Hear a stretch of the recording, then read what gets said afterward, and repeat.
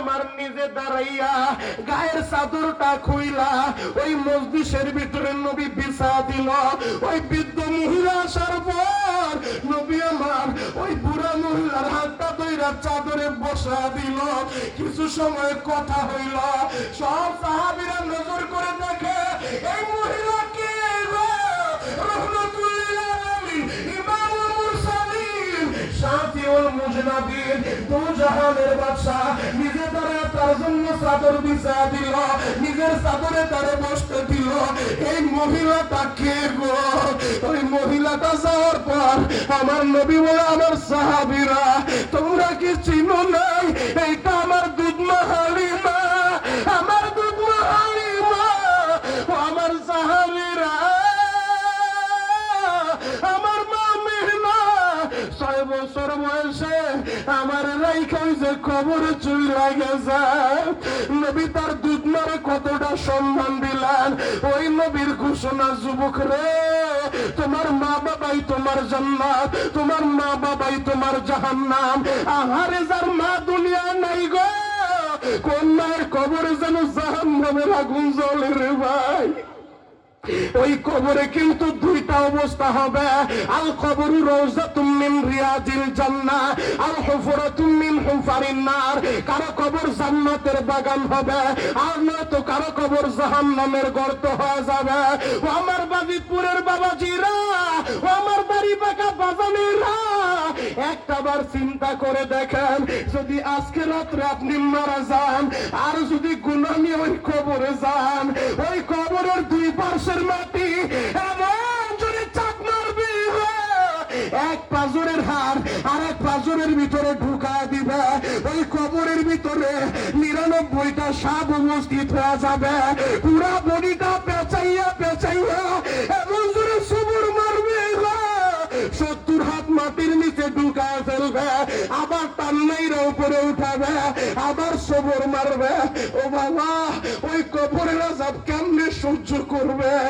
একটা বার চিন্তা করে দেখেন। যারা ওই বাবারে কবর দিছেন এই হাত দুইটা দিয়া, যারা ওই মায়ের কবরে রাখছেন এই হাত দুইটা দিয়া, আমি জানি না রে ভাই, এই যে সভাপতিরা বসে আছে এদের অনেকের মা নাই, বাবা নাই। এদের কাছে জিজ্ঞেস করে দেখো, 10 বছর 20 বছর হইল মা মারা গেছে, আজও পর্যন্ত ওই মায়ের চেহারাটার কোথাও দেখলো না।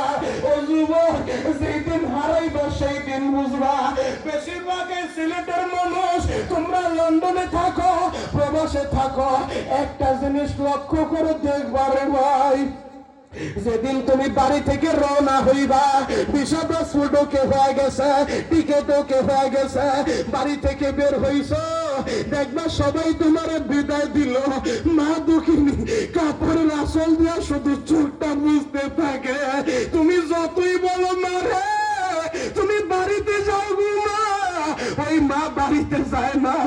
রাস্তার পাশে দাঁড়াইয়া তুমি যেই গাড়িতে উঠছো ওই গাড়িটার দিকে তাকাও থাকি ভাই, ওই গাড়িটা যত দূর দেখা যায় মা গাড়ির দিকে তাকা থাকে।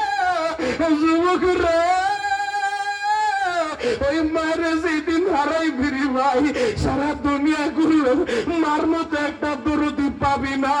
গত রমজানে আমি যখন খানায় কাবা বাইতুল্লাহ তাওয়াফ কইরা মাকাম ইব্রাহিমের পাশে বসা ছিলাম, হঠাৎ কইরা তোমাদের এই সিলেটের একটা ছেলে মৌলভীবাজারের বাড়ি, ওই ছেলেটা আমার হাত ধইরা দোয়া চায় কান্দে, হুজুর আপনি মক্কা আসেন, আপনার সাথে দেখা হবে আমি ভাবতে পারি নাই, আপনার সব বয়ানগুলো আমি শুনি, হুজুর এই বিদেশটা বড় নিষ্ঠুর। আমি বললাম কি হয়েছে? বলে হুজুর আমি বিদেশে আসার 1 মাস পরে আমার মা এই দুনিয়া থেকে চলে গেছে, আমার কাগজপত্র হাতে না পাওয়া ওই মায়ের কবর দিতে পারি নাই, ওই মায়ের কবর দিতে পারি নাই। ওই মার জন্য আমি এই উমরা করার জন্য আসি, হুজুর মার জন্য একটু দোয়া করবেন। ও আমার প্রবাসী ভাইরা, হয়তো প্রবাসে বৈশা অনেকে আমার বয়ানটা শুনবা, ও প্রবাসী ভাইরা রে, ওই মায়ের টেলিফোন করে মার কাছে আজকেই ক্ষমা চায় নিও। মা, জীবনে কত কষ্ট তোরে দিছি মা, তুই যদি আমার মাফ না করস আমার আল্লাহ কিন্তু মাফ করবে না।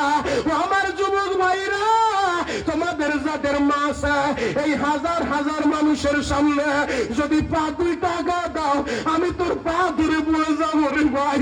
ওই মায়ের কোনোদিন কষ্ট দিস না। কেন জানি যেই দিন হারাইবি ওই দিন বুঝবি। এখন হয়তো আমার কথার মর্ম বুঝবি না। আমি কয়েকদিন আগে পাবনা জেলায় মাহফিলে গেলাম। হাফেজ ছাত্রদের মাথায় পাগড়ি পরা দিব, সব হাফেজদের মাথায় পাগড়ি পরাইতেছিলাম। হঠাৎ করে ফাহিম নামে একজন হাফেজ সাহেব, আমি যখন ওর মাথায় পাগড়ি পরাই ওই ছেলেটা দেখি চোখ দিয়ে শুধু পানি পড়ে, চোখ দুইটা লাল হয়ে গেছে। আমি জিজ্ঞেস করলাম, ও হাফেজ সাহেব, আজকে হেফজ শেষ করছো, তোমার মাথায় পাগড়ি পরাবো, তোমার তো আনন্দের দিন, তোমার চোখে কেন পানি? ওই ছেলেটা আরো কান্না শুরু করে দিছে। পাশের দিক থেকে মাদ্রাসার মুহতামিম প্রিন্সিপাল আমারে ডাক দিয়ে বলে, শরীয়তপুরি ভাই, এই ছেলেটার জন্য আজকে আপনি দোয়া করবেন। ও সারাটা দিন বৈশা বৈশা কাঁদছে। আমি বললাম, কেন, কি হয়েছে? হুজুর, ওই ছেলে সারাদিন কান্দে আর একটা কথাই বলে, হুজুর আজকে আমারে পাগড়ি দিবেন। 1 মাস হইল ওই যে বাবা কবরে চলে গেল, আমার পাগড়ি কে দেখবে?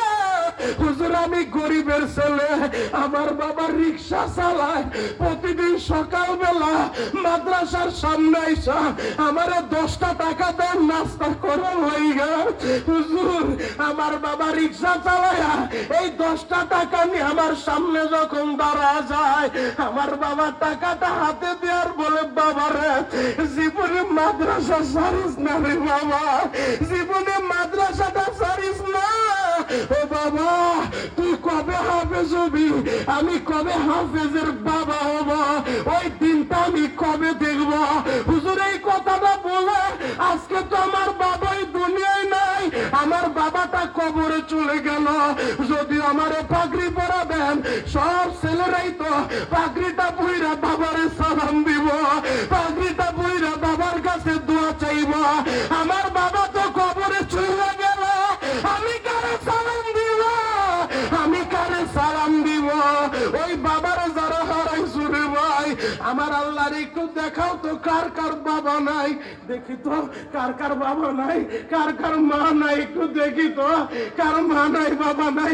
ওই যে দেখো একটা ভাই কেমনে কান্দে, আরে মাও নাই, বাবাও নাই। আল্লাহ তুমি তাকায় দেখো, এই যে দাড়ি বাঁকা মুরব্বীরা কেমনে কান্দে। ও যুবক, তাকায় দেখো, এই যে সভাপতি বসে বসে কান্দে, মাও নাই, বাবাও নাই। মার কথাটা মনে পড়ে গেছে। তোমরা তো কই আছো না, আমার কবরে কেমন আছো? সবাই বলো না, রব্বির হামহুমা কামা রব্বায়ানি সগীরা, রব্বির হামহুমা কামা রব্বায়ানি সগীরা।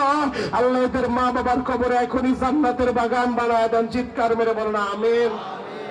হাতটা নামা। যুবক, আমি বড় পীর না, আমি বড় বুজুর্গ না, আমি বড় শাইখুল হাদিস, বড় মুফতি না, এরপরও আমার কথায় কেন কাঁদো জানো?